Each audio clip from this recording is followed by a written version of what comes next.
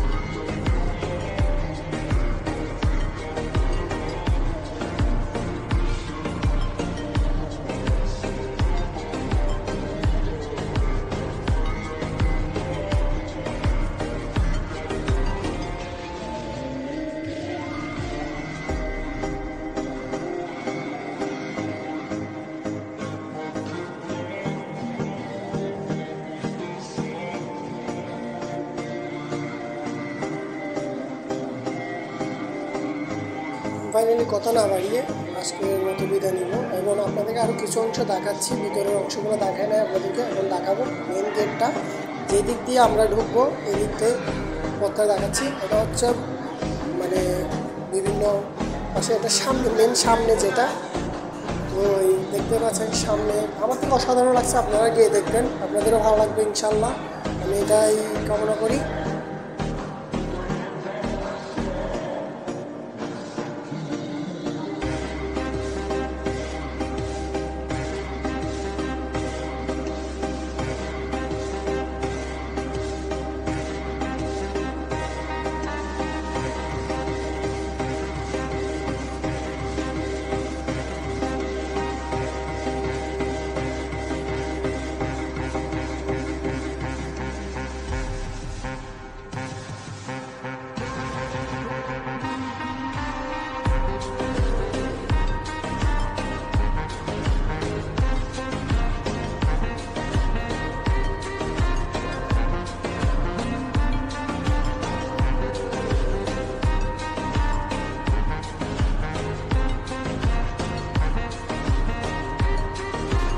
So guys, আর কথা না বাড়িয়ে আমরা এখন বিদায় নিতে যাচ্ছি আপনাদের থেকে। তো ইনশাল্লাহ অন্য এক ভিডিওতে দেখা হবে।